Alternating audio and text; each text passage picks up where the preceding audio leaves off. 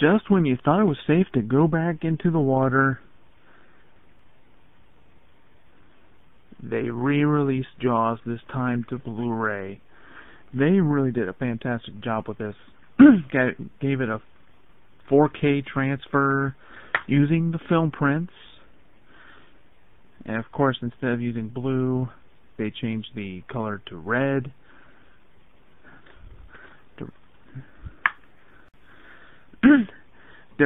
I really wanted to get the Digibook, but of course my local Best Buy did not have it, but I had to settle with this.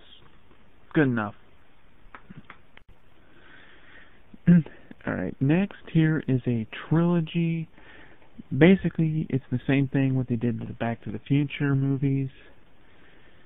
Produced by Steven Spielberg. Well, directed the first two.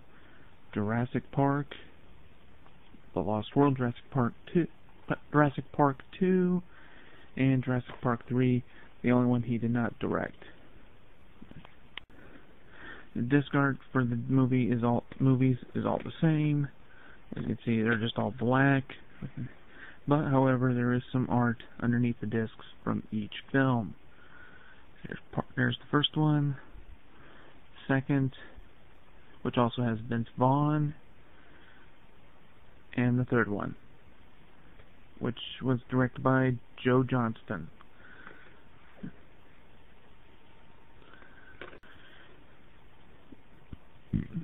Excuse me. Next we have a Peter Jackson film, his first film after The Lord of the Rings, with Andy Serkis as King Kong. This also has Naomi Watts, Jack Black, and Adrian Brody. Of course, open it up here, and there's the disc art with nothing behind it. Next we have a movie directed by a Hoosier, actually, Stephen Sommers, starring Brendan Fraser, The Mummy. I do have the sequel, The Mummy Returns, but it's on DVD. These are just Blu-ray updates. So there's the disc with no art behind it. Next we have a movie that was shot and takes place in parts of Indiana, starring Johnny Depp and Christian Bale, Public Enemies, the movie about John Dillinger. Here's the Blu-ray, and I think this is just a digital copy. Yeah, it's just a digital copy. As you can see, no art behind it.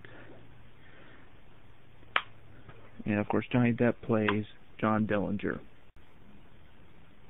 Next is a steelbook of a movie starring Denzel Washington and Ryan Reynolds, Safe House. I don't think this movie did too well in the box office, but actually, it's a pretty good movie. If I can get the disc out. There we go. There's the art. And gotta show you the back. There's Ryan Reynolds. Pretty much this is not really an R-rated film, even though it is rated R. It's really a PG-13 movie, but yet there is some things that are a little bit too extreme, such as waterboarding. Yeah. Now, I'm not saying I'm a big fan of this guy. I am not at all, but this is the best film he's ever done. Michael Cera and Scott Pilgrim vs. the World. Basically, to understand this film, you've got to be an old Nintendo gamer, maybe even Atari. And of course, there's no art behind the discs, because I think this was an early Blu-ray. Here's the back. It also has Chris Evans and Kieran Culkin also. Next, we have a movie that started the CB craze during the late 70s, as well as sales of the Trans Am, starring Burt Reynolds, Smokey and the Bandit, co-starring Sally Fields, Jerry Reed, and who else? And it's Jackie Gleason. Next is Seth MacFarlane's directorial debut starring Mila Kunis, Mark Wahlberg, the movie Ted. This was actually a very, very funny movie. A complete blind buy, but it also had that typical Seth MacFarlane element to it.